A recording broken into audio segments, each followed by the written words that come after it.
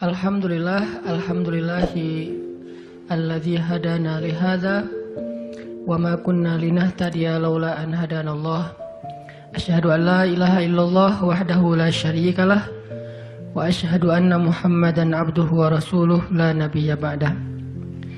Radina billahi rabba wa bi Muhammadin nabiyya wa bil islami dina. Teman-teman yang dirahmati Allah Subhanahu wa taala, kita malam ini bahas tentang keep happy. Gimana caranya biar kita selalu tenang menghadapi masalah, biar tenang ketika kita tahu nilai kita kayaknya anjlok, biar tenang pas kita tahu judul kita ditolak, lamaran juga sama di hari yang sama lah gitu. Pagi judul ditolak, malam lamaran ditolak.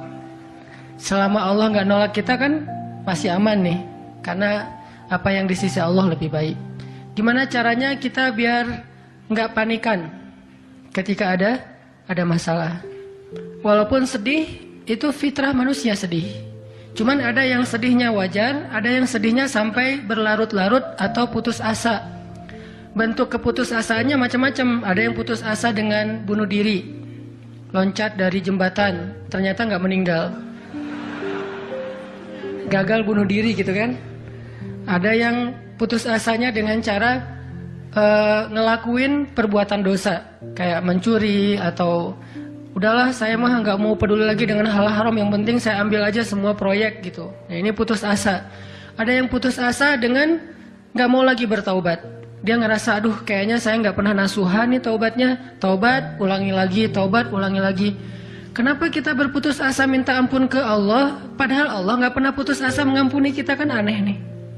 Allah tuh nggak pernah putus asa ngampuni kita, nggak pernah bosan menerima taubat kita. Allah nggak pernah bilang lo datang ntar pasti besok buat lagi, enggak.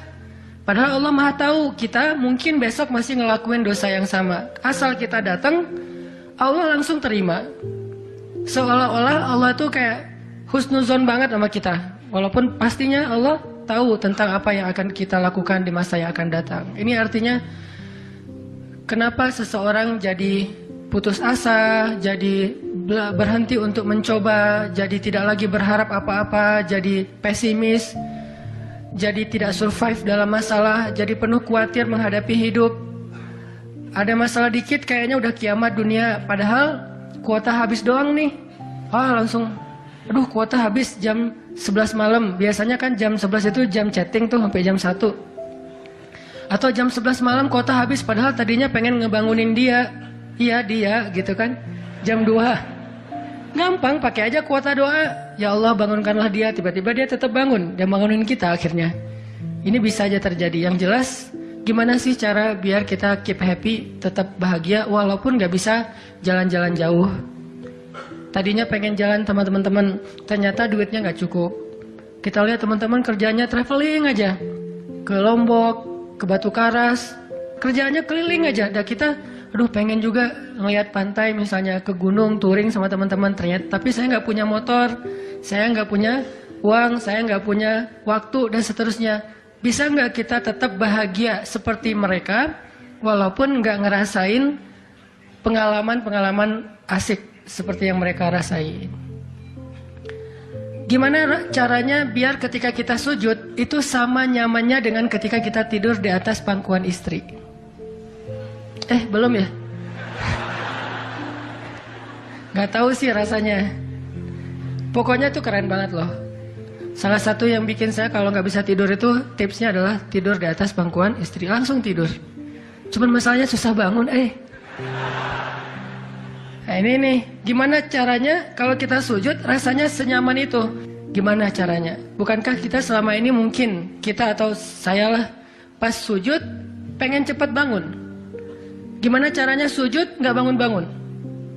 Pas kita sujud, aduh pengen lama gitu sujudnya teh. Terutama kalau sholat sendiri. Kalau sholat jamaah memang nggak boleh. Kenapa? Karena hajat orang beda-beda. Nabi kalau sholat jamaah mah standar-standar aja. Tapi giliran sholat sendiri itu sampai orang kewalahan ngikutin Nabi. Dan itu bukan cuma Nabi, sahabat juga kayak gitu. Siti Aisyah, istri Nabi itu. Siti Aisyah itu pernah sholat duha kurang lebih 4 jam Itu cuma baca satu ayat doang loh.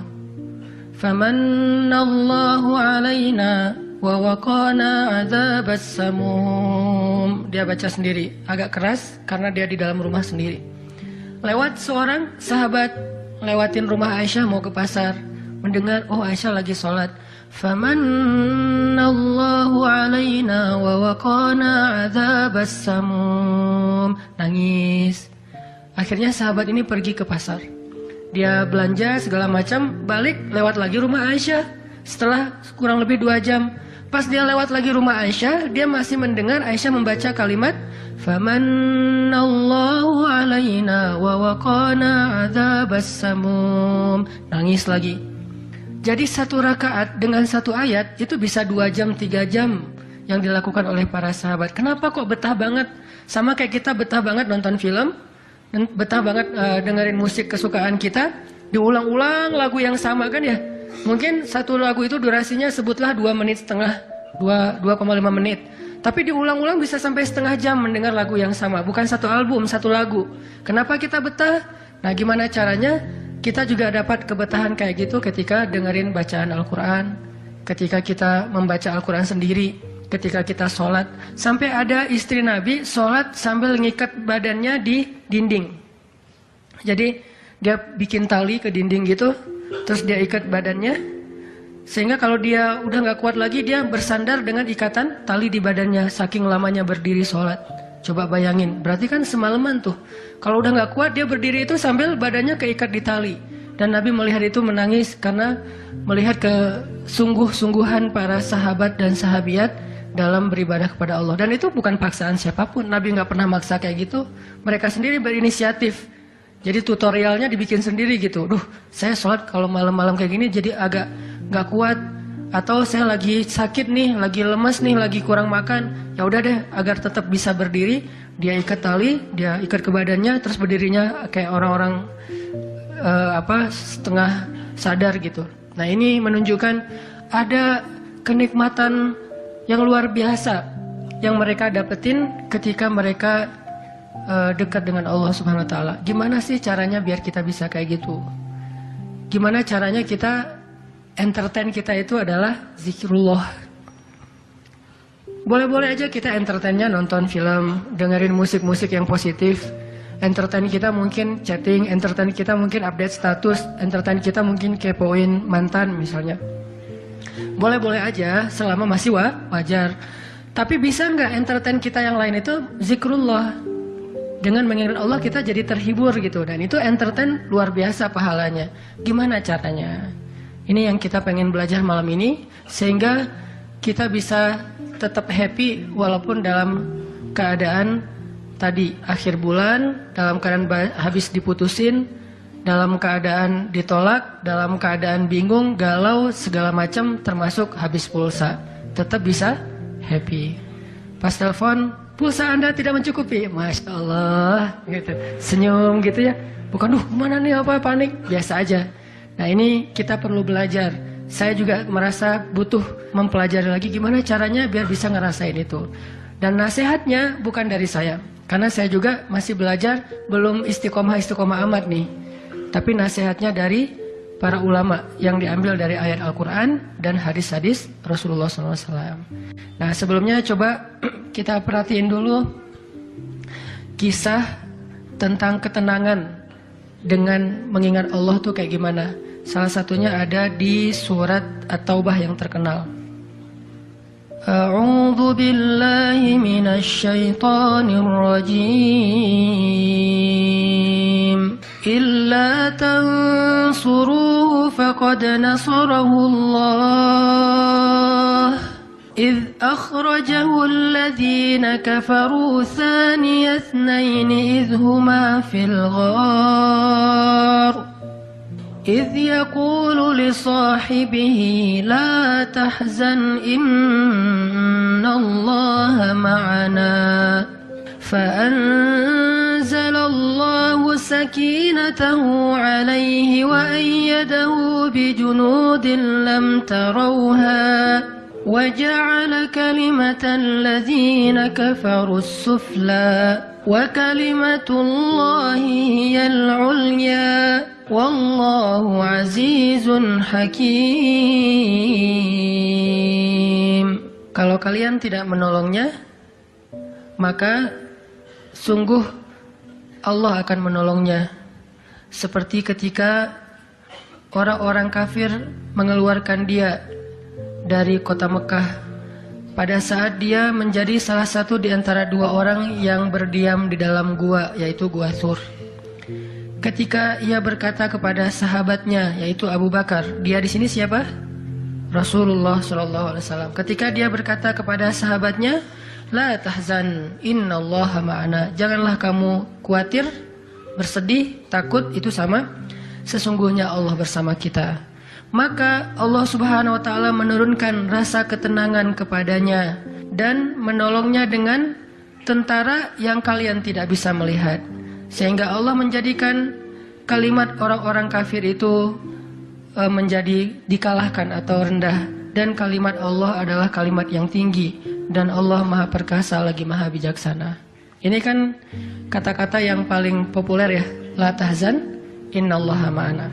Tips pertama kalau kita pengen bisa lebih tetap tenang, happy ketika kita dalam tekanan adalah kita tuh memang harus punya sahabat yang selalu mengingatkan kita kepada Allah Subhanahu wa Ta'ala.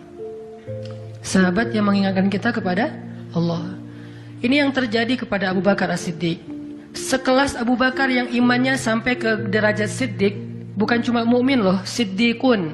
Kan ada mukmin, ada muttaqin, ada siddiqin. Ini udah derajatnya siddiq. Arti siddiq itu udah nggak ada lagi keraguan di hatinya. Udah nggak ada lagi masalah sedikit pun. Ketika orang-orang ragu, Abu Bakar tetap yakin. Salah satu kasusnya pas Nabi pulang Isra Mi'raj. Nabi bilang bahwa saya baru pulang dari Palestina dan baru naik ke langit semalam. Diberitakan ini kepada orang-orang kafir Quraisy, tapi orang-orang kafir Quraisy nggak percaya. Lalu ketika para sahabat-sahabat lain mendengar, mereka kayak ragu-ragu gitu, bener nggak ya, bener nggak ya? Lalu ketika ditanya kepada Abu Bakar, ya Abu Bakar, lihat tuh teman kamu makin gila aja. Emangnya kenapa, kata Abu Bakar? Dia ngaku-ngaku baru pulang dari dari Palestina. Dia ngaku-ngaku baru pulang dari langit. Katanya Isra dan Mi'raj semalaman, dalam waktu 1 malam. Lalu Abu Bakar bertanya, siapa yang bicara kayak gitu? Dia atau kalian? Kata mereka, Muhammad yang ngomong kayak gitu langsung kepada kami. Kata Abu Bakar, kalau Muhammad yang ngomong kayak gitu, maka benar. Dia nggak mau tanya gimana caranya, berapa lama waktunya, kapan, siapa yang membawa dia. Nggak nanya apapun. Kalau Muhammad yang ngomong, maka itu benar. Ini artinya siddiq, nggak banyak tanya, percaya banget. Kalau ayatnya kayak gitu, udah cukup. Kalau hadisnya kayak gitu, udah cukup. Kalau kata ulama kayak gitu, saya ikut. Nggak ada kenapa kayak gini dan seterusnya, nggak. Ini menunjukkan Abu Bakar itu orang yang sangat luar biasa imannya. Tapi dia tetap manusia. Gimana pun imannya udah kuat, mantap, siddiq, ketika ada masalah, sifat dasar manusia itu keluar lagi, yaitu khauf, rasa khawatir, takut. Dan yang luar biasa, khawatir dan takutnya Abu Bakar itu bukan untuk keselamatan diri beliau. Abu Bakar itu khawatir terhadap keselamatan Rasulullah SAW. Jadi bukan keselamatan Abu Bakar. Kalau kita mungkin khawatir terhadap keselamatan diri sendiri nih. Kalau Abu Bakar derajatnya khawatir terhadap gimana ya Rasul, kalau mereka ngelihat ke bawah, ke kakinya, pasti kita akan ketahuan. Karena mereka sembunyi di sebuah lubang. Nggak gua sih, kecil, lubang di bukit Jabal Thur.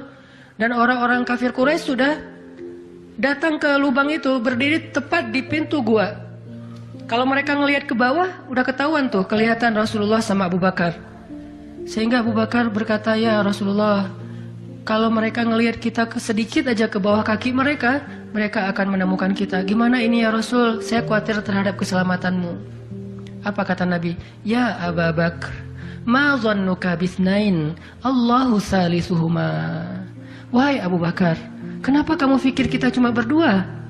Allah yang ketiga di antara kita. Baru la tahzan innallaha ma'ana. Jangan khawatir, Allah bersama kita. Kata-kata ini kalau diucapkan oleh orang solih pada waktu yang tepat ketika kita ngalamin satu masalah besar, itu akan luar biasa memberikan efek ketenangan buat kita. Tapi waktu yang tepat. Kalau normal-normal aja kayaknya agak kurang ngaruh nih. Makanya kata-kata kayak gini itu timingnya tuh harus pas. Dan yang mengatakan orang yang memang punya aura kesolehan yang luar biasa. Sekelas Rasulullah kurang apa? Itulah sebabnya kenapa kita harus punya banyak. Atau setidaknya kita punya seorang sahabat, seorang teman yang solih, yang sering mengingatkan kita. Minimal istri. Kenapa? Karena kalau kita galau dalam urusan kerjaan, nanti pas kita pulang ke rumah, yang akan bilang la tahzan innallaha ma'ana adalah pasangan kita. Dengan nada yang lembut, dengan senyum yang khas, dengan dekapan yang mungkin penuh kasih sayang, itu benar-benar bisa bikin kita tenang. Gak tahu tenang karena kata-katanya atau dekapannya nih, enggak. Saya juga bingung. Dua-duanya kali ya. Dia bilang la tahzan ya azizi. Panggilan buat suami bahasa Arabnya yang lembut tuh azizi. Bukan al-aziz ya. Al-aziz mah nama orang. La tahzan ya azizi atau ya habibi atau ya albi. Albi itu artinya jantungku.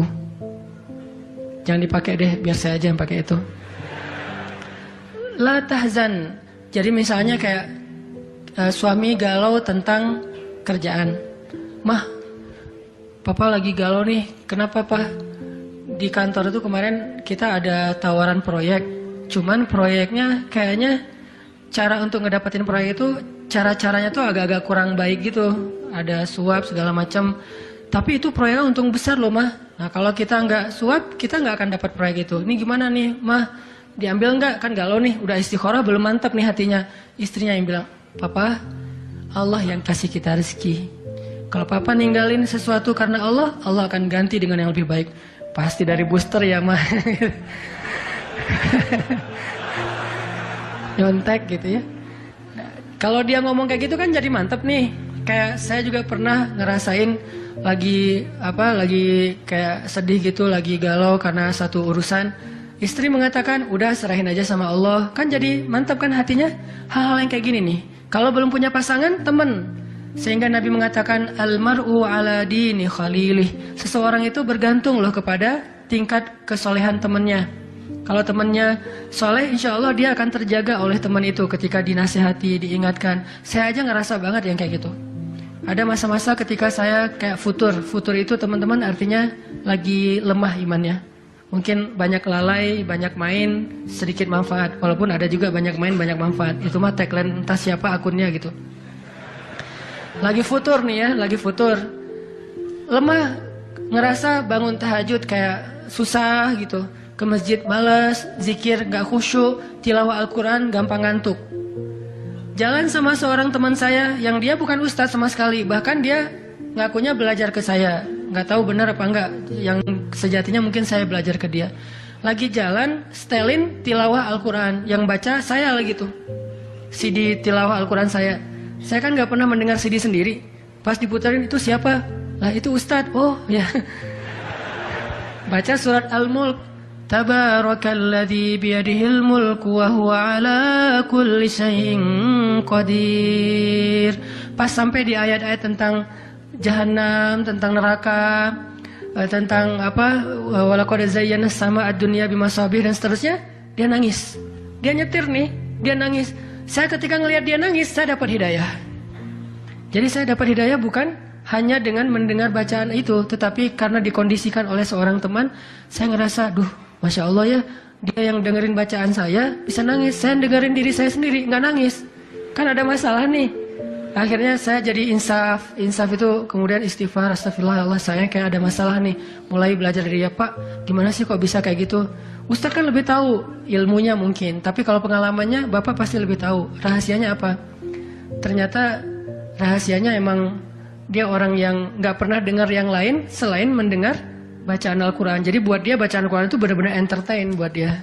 Oh, berarti kita harus lebih banyakin lagi dengerin Al-Quran. Kalau kita dengar musik sekali, berarti dengar Qurannya 3 kali harusnya. Baru masih agak-agak proporsional nih.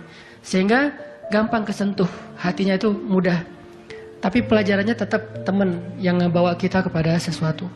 Ternyata triknya pertama, mengingat Allah itu kan bukan cuma menyebutkan Allah. Tapi ketika kita sedang dalam keadaan bingung, khawatir, galau, sedih, tertekan, panik, tiba-tiba teman kita mengingatkan kita kepada Allah dengan bahasa yang sederhana.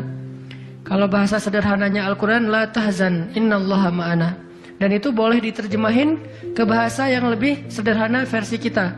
Karena itu bahasa Al-Quran yang mungkin buat sebagian orang nggak dapat nih, karena mungkin nggak paham bahasa Arab. Jadi kalau teman kita lagi sedih jangan bilang, la tahzan dong, innallaha ma'ana. Apaan tuh lu baca Quran gitu ya? Nggak ngerti kan dia? Kita bisa terjemahin, udah tenang aja, Allah yang bantu. Tenang aja, Allah yang beresin. Tenang aja, serahin aja kepada Allah. Allah itu sebaik-baik kita nyerahin sesuatu. Ngomong kayak gitu tuh kena. Kalau timingnya pas kita lagi ngalamin satu masalah. Terutama masalah-masalah kayak masalah rezeki itu paling bikin kita sering panik, kehilangan sesuatu, ditipu orang, segala macam. Kita bilang, udah nggak apa-apa, nanti Allah ganti yang dengan yang lebih baik. Allah yang ganti gitu. Allah yang ganti. Tenang tuh jadinya. Karena kita sedang mengetuk kembali imannya di saat dia sedang butuh-butuhnya iman itu. Dan itu butuh teman yang bisa mengingatkan kita. Sehingga Nabi bilang, ciri-ciri teman yang baik itu adalah kalau kita ketemu dia bikin kita sering ingat Allah. Dia bikin kita sering ingat Allah. Coba teman-teman renungkan nih, coba dihitung-hitung. Kita kalau ketemu teman ngomongin dunia berapa sering? Terus ngomongin Allah berapa sering? Kan jarang banget kita ketemu teman ngomongin tentang Allah kan? Dan kayaknya nggak tahu juga bahannya mau ngomongin apa tentang Allah. Kita ngomongin tentang Allah yuk. Ngomongin tentang Allah, apaan tuh? Kan bingung dia tuh. Maksud lo qul huwallahu ahad gitu. Atau ayat kursi. Berarti kita belum terbiasa bicara tentang Allah. Nah ini yang harus kita coba latih pelan-pelan nih. Kita lihai banget nih. Bisa smooth banget masuk ke tema tentang dunia. Bisa ganti-ganti topik. Dan semuanya tentang dunia. Tentang kuliner, tentang kerjaan, tentang jodoh, tentang kuliah, tentang pendidikan, tentang apapun. Tentang teman. Bisa dengan mudah dan seru gitu ngomongin tentang dunia teh. Dan itu bukan sesuatu yang dilarang memang. Cuman kok nggak seimbang kita ngomongin tentang Allah Subhanahu Wa Taala. Coba kita belajar cari teman yang udah sefrekuensi dulu. Arti sefrekuensi bukan sama-sama udah baik, sama-sama udah niat pengen memperbaiki diri, sama-sama udah punya tekad kita pengen hijrah nih. Lagi-lagi bukan merasa diri kita lebih baik dari orang lain, tapi yang udah sefaham supaya nggak banyak perdebatan. Ajak dia ngobrol tentang Allah pelan-pelan dan secara bertahap, gak bisa langsung ngejos. Gak bisa langsung, coba lo sebutin rububiyah, asma Allah yang 99 apa aja. Itu mah cerdas cermat ya. Tapi kita ngomongin Allah tuh baik banget loh, kemarin gini. Allah aja yang diomongin, sehari minimal kita ngomongin Allah itu sekali deh. Dan sekali itu jadi obrolan, bukan cuma mention doang ya, tapi obrolan gitu. Jadi diskusi sekali aja sehari dan nggak harus lama, mungkin cuma 5 menit. Kalau kita nggak bisa ngelakuin itu secara spontan, nggak apa-apa di setting. Kita ketemu sama teman kita bikin kayak program gitu. Kita kalau ketemu pokoknya harus sekali sehari ngomongin tentang kebesaran Allah. Coba digituin. Makin sering itu makin akan nanemin satu belief faith di dalam hati kita. Sehingga ketika nanti kita ada masalah diketuk rasa iman itu cepat baliknya. Berarti kita harus cari teman yang mau menasihati kita, bicara bareng kita tentang kebesaran Allah. Dan itu yang dilakukan Nabi Musa dengan Nabi Harun ketika berdakwah, yang Allah sebutin di surat Toha. Nabi Musa mau berdakwah kepada Fir'aun, minta teman supaya bisa mengingat Allah ketika lagi dalam keadaan marah. Soalnya Musa tahu, Musa itu orangnya marah. Kalau udah marah ngeri. Harun orangnya kalem, woles. Sehingga butuh seseorang yang bisa menahan amarah dan emosinya Musa. Sehingga kata Musa, ya Allah beri saya seorang teman yang bisa mendampingi saya dalam dakwah, yaitu Harun. Kay nusabbihaka katsira wa nadhkuraka katsira, supaya kami sering bisa mengingat engkau. Artinya kalau Musa sendiri marah, lupa sama Allah. Tapi kalau ada Harun, Musa istighfar, astagfirullahaladzim. Gitu. Begitu juga nabi kecil. Ada 2 orang nabi kecil sepupuan. Siapa dia? Isa dan Yahya. Nabi Isa dengan Nabi Yahya. Anak kecil 2 orang nih. Dua-duanya keren. Dua-duanya soleh. Dua-duanya ganteng. Dua-duanya idola. Selebgram lah di masanya. Pokoknya luar biasa nih 2 orang. Cowok. Anak usia, kalau nggak salah Yahya waktu itu umurnya udah sekitar 10 tahun. Isa baru lahir, berarti beda 10 tahun. Pas mereka ABG, beda 10 tahun tapi nyambung ngobrolnya. Pas mereka jalan kemana-mana berdua tuh, yang satu orangnya gampang tersentuh, nangis, yaitu Yahya. Yang satu lagi orangnya tegas, yaitu Isa. Sehingga kalau Isa lagi marah, Yahya yang mengingatkan, Isa tenang. Akhirnya tenang. Pas Yahya terlalu kayak baper gitu, aduh kasihan. Yahya itu kan orangnya kasihan, gampang kasihan, sehingga jadi agak-agak kurang tegas. Kata Isa, nggak bisa gitu dong. Akhirnya diingatkan. Nah ini pentingnya teman. Nabi aja butuh teman. Kalau kita mau kepo dikit nih, kenapa sih Rasulullah memilih Abu Bakar untuk nemenin hijrah? Kenapa nggak Umar gitu, supaya aman? Hijrah bareng Umar, siapa yang berani ngejar coba? Umar berdiri depan Ka'bah. Ya ayuhan nas, ya ma'syara Quraisy, wahai manusia, wahai orang Quraisy, fa'lamu anni muhajir. Ketahuilah saya pengen hijrah, kata Umar. Siapa yang pengen istrinya jadi janda, anaknya jadi yatim, tunggu saya di balik bukit itu. Ada yang berani? Diam semuanya. Coba Rasul kalau hijrah bareng Umar, enak kan? Wahai kaum, wahai orang-orang Quraisy, wahai manusia, saya sama Rasul nih mau hijrah. Siapa yang berani nunggu saya di balik bukit itu? Kalau enggak dia akan hilang kepalanya. Enggak ada yang berani kan? Kenapa Rasulullah milih orang yang lemah seperti Abu Bakar? Udah kurus, lemah, dan kaumnya kabilah yang lemah, Bani Taim. Bani Taim itu lemah kabilahnya, enggak seperti kabilahnya Umar bin Khattab. Kenapa bukan Umar? Kenapa bukan Hamzah? Hamzah itu pemanahnya para sahabat, pemanahnya orang-orang Mekah. Dan juga nggak ada yang berani sama Hamzah. Hamzah mukul Abu Jahal di depan orang banyak, nggak ada yang berani balas. Ketika Abu Jahal mukulin Rasul lagi sholat depan Ka'bah, Nabi lagi sholat digebukin sama Abu Jahal. Dibelain sama Abu Bakar ikut digebukin. Akhirnya wajah Abu Bakar itu nggak dikenali lagi, saking babak belur. Itu digebukin sama Abu Jahal dan teman-temannya.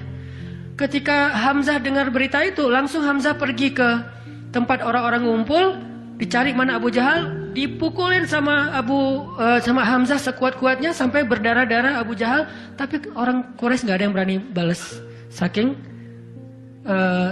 terpandangnya Hamzah. Kenapa nggak dengan Hamzah, pamannya sendiri?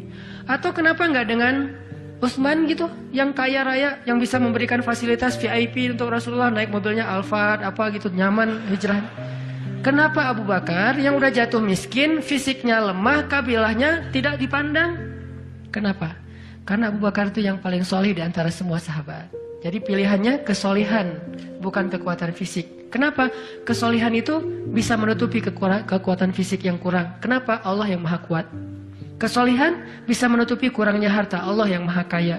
Kesolihan bisa menutupi kekurangan dari dukungan kabilah, Allah lebih banyak lagi dukungan dari langit dan bumi. Yang dicari oleh Rasulullah itu adalah teman yang soleh. Ya Abu Bakar, temani saya hijrah. Siap ya Rasulullah. Hasilnya apa? Dikejar-kejar sama orang Quraisy karena mereka nggak takut dengan Abu Bakar. Tapi ketika mereka mau ketemu dengan Rasulullah dan Abu Bakar di dalam gua, Allah palingkan wajah mereka dari melihat ke bawah kaki mereka. Allah punya banyak cara. Ada ulama yang bilang bukan cuma dipalingkan, tapi tiba-tiba merpati bikin sarang di situ laba-laba. Walaupun ada perdebatan di antara ulama ini hadisnya sahih atau enggak. Yang jelas, yang pasti nih, Allah melindungi mereka dengan banyak cara sehingga nggak bisa ditangkap. Allah yang bertindak. Jadi butuh teman yang soleh. Walaupun nanti kenyataannya teman yang soleh ini malah ditenangkan oleh Rasulullah, bukan Rasulullah ditenangkan oleh dia gitu. Kan nyari teman yang soleh biar bisa menenangkan nih. Ternyata pas ada masalah, Rasul gimana? La tahzan, innallaha ma'ana, tenang, udah beres. Bisa nggak kita coba latihan ini? Kalau kita berteman dengan seseorang, niat kita pengen saling mengingatkan. Wa tawasau bil haq, yaitu mengingatkan tentang Allah. Wa tawasau bis shab. Itu kayak gitu tuh ayatnya. Pertama hak dulu, kedua sabar. Kalau nasihatnya udah benar, insya Allah sabar. Jadi kalau kita pengen menasihati teman kita atau dinasihati oleh teman kita supaya lebih kuat, bisa tough, bisa survive dalam masalah, minta dia menasihati kita al-haq. Dan siapa al-haq? Allah Subhanahu wa taala. Wa tawassaw bil haq artinya saling menasihati dengan nama Allah. Udah serahin aja sama Allah. Allah itu maha ini sebutin dengan bahasa sederhana. Langsung sabar jadinya. Langsung lebih kuat, lebih tenang. Itu yang pertama teman-teman. Kita sering berteman dengan orang yang insya Allah dia yakin sama Allah lebih kuat daripada kita, imannya lebih mantap daripada kita. Yang kedua, gimana caranya biar kalau kita menyebut nama Allah, kalau kita sholat, kalau kita berzikir itu jadi lebih tenang gitu, lebih happy. Karena sebetulnya orang mukmin itu bahagianya itu ada di dalam hati. Kalau bahasa Ibnu Taimiyah, surgaku itu di sini. Surga orang mukmin itu di hati. Surga kita itu bukan rumah, surga kita itu bukan mobil, surga kita itu bukan pekerjaan, surga kita itu bukan tempat jalan-jalan, tapi semua itu kebaikan, kesenangan. Cuman surga kita ada di sini. Dan ini kita bawa kemana-mana. Jadi nggak susah menemukan surga teh. Aduh, bete nih kenapa nggak bisa jalan? Bete nih kenapa nggak bisa nonton? Bete nih kenapa nggak bisa nyaman di rumah? Bete nih kenapa? Gampang bete karena surga kita bertempat di sesuatu tempat yang sulit untuk kita jangkau. Harusnya itu jadi hiburan buat kita, bukan surga. Sedangkan surga memang adanya di hati. Ada masalah, Allah lebih kuasa, makhluk tidak kuasa. Ada masalah, kita bilang Allah maha besar, masalah saya kecil dibandingkan Allah. Kalau dibandingkan kita, mungkin kita lebih kecil daripada masalah. Tapi dibandingkan Allah kita, Allah lebih besar. Allahu Akbar. Kita belajar Allah yang maha memelihara. Kita kan dipelihara Allah, terus ngapain kita khawatir? Kalau gitu nggak usah ikhtiar, Ustaz. Ikhtiar, tapi jangan libatkan hati. Ikhtiar itu pakai tangan, pakai kaki, pakai tenaga fisik. Hati nggak perlu berikhtiar. Hati itu bertawakal. Fisik kita berikhtiar, hati kita bertawakal. Jangan sampai hati kita ikut ikhtiar, ini bahaya nih. Kalau hati kita ikut ikhtiar, berarti kita lebih percaya kepada makhluk daripada Allah. Nanti akan mentok, kalau udah mentok putus asa, itu penyebabnya. Gara-gara hatinya baper dengan ikhtiar. Ketika jalan-jalan ikhtiar itu tertutup, hati kita jadi give up. Nyerah aja deh. Sedangkan kalau hati kita nggak ikhtiar, dia cuma tawakal, jalan tertutup, dia masih bilang, Allah maha kuasa. Ala kulli syai'in qadir. Segala sesuatu Allah maha bisa. Nggak mungkin nggak bisa. Tetap. Makanya jangan ikhtiar pakai hati. Ikhtiar pakai tenaga. Hati tawakal babnya. Sehingga tawakal itu amal hati. Ikhtiar itu amal fisik. Kan dalam Islam itu ada amal batin, ada amal zahir ya. Amal batin hati. Amal zahir fisik kita. Ikhtiar amal zahir. Jangan dicampur dengan amal batin. Coba teman-teman buka deh surat Hud, surat 11. Kalau ragu tentang rezeki baca nih ayat nih. Surat 11, surat Hud ayat 6. Wa ma min dabbatin fil ardi illa 'ala Allahi rizquha wa ya'lamu mustaqarraha wa mustawda'aha. Kullun fi kitabim mubin. Tidak ada satu hewan melata pun di muka bumi kecuali Allah menjamin rezekinya. Ini amalan hati nih. Ini ayat untuk menguatkan hati kita, bukan menguatkan fisik. Tapi biasanya hati kalau udah kuat, fisik ke bawah. Kan kata Nabi kalau hatinya baik, yang lain ikut baik. Kalau hatinya buruk, yang lain ikut buruk. Jadi kalau hatinya udah give up, pasti fisiknya jadi lemah. Kalau hatinya tough dan masih punya belief ke Allah, masih punya harapan, maka fisiknya juga akan kuat. Wa ma min dabbatin fil ardi illa 'ala Allahi rizquha wa ya'lamu mustaqarraha wa mustawda'aha. Allah tahu di mana rezeki kita disimpan. Allah tahu kemana kita akan membelanjakan rezeki itu. Semuanya tertulis di dalam kitab yang jelas. Allah yang tahu. Allah yang menjamin. Nggak ada yang nggak dijamin rezekinya. Makanya saya pernah cerita tuh dulu di mall sebelah. Saya sama istri habis kajian di sini atau sebelum kajian di sini, sebelum maghrib sempat mau belanja dulu, belanja di supermarketnya di bawah, lantai bawah. Dari lobi kita mau ke bawah itu cari eskalator kan ya, belok kanan cari eskalator. Ternyata salah ngambil jalan. Kita habis belok kanan langsung belok kiri. Harusnya kalau belok kanan lagi sekali lagi langsung eskalator turun tuh. Pas karena kita belok kiri, akhirnya kita muter. Gara-gara muter, ngelewatlah sebuah stand baju kaos yang lagi diskon. Wih, diskon 50%. Akhirnya saya sama istri masuk. Ternyata lucu-lucu juga buat anak gitu. Alhamdulillah akhirnya kita beli 2 helai. Baru setelah itu kita jalan lagi, cuma beberapa meter, masuk eskalator turun. Siapa yang telah menggerakkan kaki saya sampai salah jalan? Sehingga saya harus muter. Dan akhirnya masuk ke stand itu. Alallahi rizquha. Allah yang menjamin rezeki. Kayak gitu cara Allah menskenariokan. Kalau saya ngambil jalan kanan, mungkin saya nggak akan masuk ke toko itu. Berhubung saya ngambil jalan kiri, akhirnya muter, masuklah ke toko itu. Allah punya banyak cara. Kenapa kita khawatir dengan stand orang lain yang mungkin lebih dekat ke pintu, lebih dekat kepada stage yang di tengah kalau bikin event segala macam? Kenapa? Kita udah ikhtiar, dapatnya cuma ini. Kayak lagi ada event, kayak festival gitu, kayak ada bazar, kita punya banyak stand. Stand kuliner kita paling pojok, dekat toilet. Stand kuliner teman-teman kita tuh paling depan. Dan di situ stage banyak acara tausiah segala macam. Oh, kayaknya di situ lebih laku. Belum tentu juga. Bisa jadi pada waktu itu banyak orang yang sakit perut atau apa akhirnya ya lewat. Aduh, ini kayak seru juga nih di sini nih, makan di sini. Gak usah jauh-jauh sambil nunggu makan. Allah yang punya cara. Saya kan pernah cerita kesasar sampai ke Cirebon. Kenapa kesasar? Ada suatu hari Minggu kayak lagu. Satu hari Minggu. Ada satu hari Minggu nih. Bingung kita pengen keluar sama keluarga, sama anak-anak. Kita keluar yuk. Saya bilang ke anak-anak, hayu, kata anak-anak. Kemana? Ke Kota Baru aja. Di situ kan ada jam matahari tuh. Kita lihat jam matahari. Hayu, naik mobil, masuk tol nih. Pas sudah masuk tol Paster, berubah pikiran. Terlalu dekat, nggak berasa liburan ya? Ya, terus mau kemana? Ke Jakarta aja yuk, ke Ancol. Ada pantainya. Oh, ayo ke Dufan. Jalan, akhirnya nggak jadi belok pada larang, lurus. Niatnya ke Ancol. Sebelum Cikampek, berubah lagi pikiran. Ancol mah pantainya gitu-gitu aja ya, udah pernah ya. Terus gimana dong, cari pantai baru deh yang di daerah Indramayu, Cirebon gitu. Siapa tahu ada yang lebih bagus, yang masih virgin. Boleh, keluarlah Cikampek. Waktu itu belum ada tol Cipali ya. Keluar Cikampek, akhirnya nyisir Subang, Indramayu, nggak dapat pantai yang kita nyaman nih. Berhenti sebentar, nggak nyaman, ini banyak sampah. Akhirnya jalan lagi sampai dari pagi keluar, asar makan empal gentong di Cirebon. Siapa yang mendatangkan saya ke warung empal gentong itu? Pas kita masuk, orangnya bahagia banget gitu. Kelihatan kalau dari pagi itu belum ada yang datang, belum ada pelanggan, sepi warungnya. Karena tempat parkirnya agak nyaman, langsung parkir di situ, makan empal gentong dan ternyata enak, kita bungkus. Orangnya tuh, alhamdulillah nih datang dari pagi belum ada yang datang, senang gitu. Dan saya bilang, Pak, tahu nggak saya dari mana? Dari mana? Dari Bandung. Mau kemana emang? Nggak kemana-mana.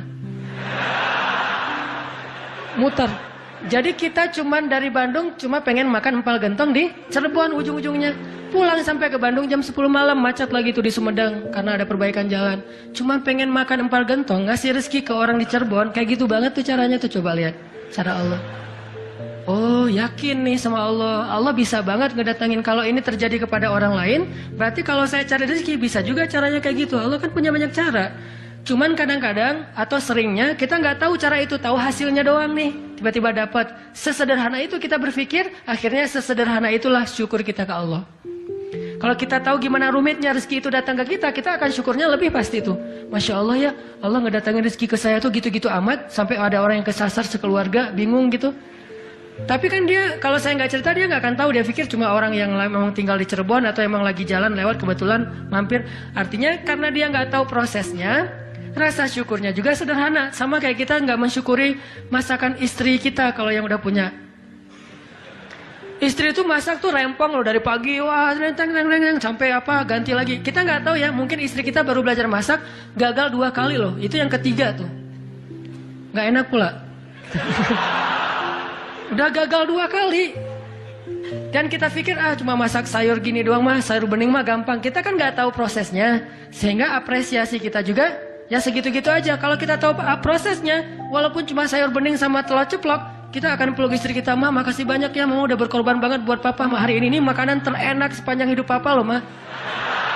Kenapa ngomong gitu? Karena tahu prosesnya. Gitu juga kita ke Allah. Karena kita nggak tahu proses rezeki itu Allah setting sampai datang ke kantong kita. Kita kayak, ya alhamdulillah gitu doang. Tapi kalau kita tahu, Masya Allah, ya Allah, alhamdulillah atas semua nikmat yang kau berikan, puji-puji Allah. Artinya teman-teman, kalau galau tentang rezeki dari Allah, tentang pekerjaan, tentang kuliah, segala macam, termasuk tentang jodoh, coba baca ayat 6. Semua Allah yang jamin. Ini bab hati ya, lagi-lagi bab hati. Ikhtiar mah jalan aja terus, tapi hati, Allahi rizquha, Allah yang menjamin. Itu baru jadi tenang nih mengingat Allah, tetap happy gimana-gimana juga. Dan ini ditaraddud, diulang-ulang. Coba diulang-ulang nih ayat nih. Jadikan salah satu ayat favorit. Kalau kita lagi galau, langsung baca ayat ini berulang-ulang sendiri kalau bisa. Baca dulu terjemahannya, hafal. Kalau udah hafal terjemahannya, tinggal baca ayatnya berulang-ulang. Sebelum tidur mungkin, kalau yang paling tenang. Kalau khawatir nggak bangun tahajud, ya udah sebelum tidur baca. Wa ma min dabbatin fil ardi illa 'alallahi rizquha. Diulang. Itu beda banget loh rasanya. Belajar untuk mentafakuri kebesaran Allah, sehingga kalau kita nanti ada masalah, mengingat Allah lebih mantap. Jadi dua ya, satu teman, kedua sering-sering tafakur. Wa yatafakkaruna fi khalqis samawati wal ard. Tafakur. Dan sebetulnya teman-teman ya, kalau kita mau lebih persis nih, sholat duha itu ya emang sholat tafakur sebetulnya. Dulu para sahabat atau para anbiya sholat duha itu di tempat terbuka, di bukit, di kebun gitu. Sholat duha itu di tempat-tempat alam terbuka. Jadi benar-benar untuk tafakur alam. Sholat duha itu fungsinya untuk itu sebetulnya. Walaupun boleh banget dilakuin di dalam ruangan, di masjid, di rumah, di kantor, boleh banget di kampus. Tapi kalau kita ada kesempatan sesekali, coba deh sengaja ngapain touring ke atas misalnya, ke Lembang, pengen duha, dan duduk sendiri, jangan berjamaah. Bukan nggak boleh, boleh aja sholat sunnah berjamaah. Cuman kali ini kita pengen menyendiri aja, berdoa sama Allah. Duduk, ngomong sama Allah, ya Allah, jangan biarkan saya berputus harapan kepada Engkau. Jangan biarkan saya berputus asa dari rahmat-Mu. Bimbing hati saya, ya Allah, tolong saya dalam masalah ini. Engkau Maha Kuasa. Siapa lagi yang bisa nolong saya selain Engkau? Ngomong kayak gitu sama Allah, yang romantis, yang akrab gitu tuh. Jangan sampai kita ngomong ke Allah tuh kayak orang nggak kenal. Cuman copy paste, Rabbana atina fid dunya hasanah fil akhirati hasanah wa qina azabannar. Amin. Udah kayak nggak kenal gitu. Ngomong sama Allah itu akrab, ngomong ya Allah, gimana nih? Saya ada masalah kayak gini, curhat sama Allah. Itu beda loh. Kalau itu kita coba praktekin, saya yakin asal sesuai dengan cara-cara tadi tuh, sendiri, alam terbuka, curhat sama Allah, ingat kebesaran-kebesaran Allah, insyaallah bizikrillah tatmainnul qulub, tenang banget tuh hati. Saya kadang-kadang mempraktekkan itu, walaupun nggak di alam terbuka banget, tapi minimal mencoba untuk menyendiri gitu. Rasulullah kan kalau lagi ada masalah sama keluarganya, menyendiri di masjid kan, duduk di mihrab, berzikir pada Allah, ya Allah, ya Allah, Engkau lah yang maha penyabar, saya tidak sabar. Terus curhat sama Allah, kayak anak pulang curhat sama ibu, gimana rasanya? Kan tenang kan? Kayak kita curhat sama teman, pasti beda. Cuma emang yang paling indah curhat sama ibu atau sama ibunya anak-anak. Itu beda banget tuh. Nah harusnya kita curhatnya ke Allah kayak gitu tuh. Tapi jangan bilang mah, tapi angkat tangan, salah, bukan mah, ya Allah gitu. Allah dipanggil mah, jangan. Karena terlalu menjiwai pengen punya ya. Ustadanan mah ngebuli wae. Tapi benar loh teman-teman, saya tuh membuktikan kata Allah setengah agama itu benar. Agama itu rasanya hati kita itu kayak belum sempurna sebelum ada Dia. Jadi gimana pun solehnya tuh kayak ada yang kurang gitu. Apa ya yang kurangnya di hati saya ya? Apa ya? Ternyata namanya belum tertulis, nggak jelas juga namanya siapa gitu. Kalau udah ada, itu beda banget. Curhat, ngobrol, jalan, dan kalau dia orangnya soleh, pas lagi galau dia yang langsung mengingatkan kita. Kalau perlu dia yang membangunkan kita. Tahajud berdua yuk. Hayu, tahajud berdua. Jangan panjang-panjang ya baca ayatnya. Ya siaplah. Kalau dia request kan siap ya, bacanya jangan panjang-panjang. Kalau teman-teman yang request, kalian mah juga baju hijrah aja udah kayak gitu. Lihat nih gua nih salat tahajud nih 15 juz. Luar biasa ya. Kalau istri biasanya lebih kasih sayang. Kasihan nih istri saya seharian capek nungguin sambil tidur-tiduran gitu. Nonton TV gitu, capek dia, kasihan seharian nonton TV teh. Itu teman-teman, mudah-mudahan kita bisa ngambil 2 trik tadi cara biar lebih tenang, happy kalau mengingat Allah. 1, memang butuh teman yang mengingatkan kita, bukan kita ingat sendiri. Yang kedua, banyak-banyak membaca, mentafakuri, mikirin tentang Allah itu emang maha kuasa. Salah satu materinya surat Hud ayat 6 tadi tuh. Makin kita yakin sama Allah, begitu kita ingat Allah, itu makin lebih ngaruh ke hati kita. Tapi kalau kita nyebut nama Allah nggak yakin, cuma insya Allah, ya Allah, subhanallah, masya Allah, nggak ngaruh, cuman zikir doang.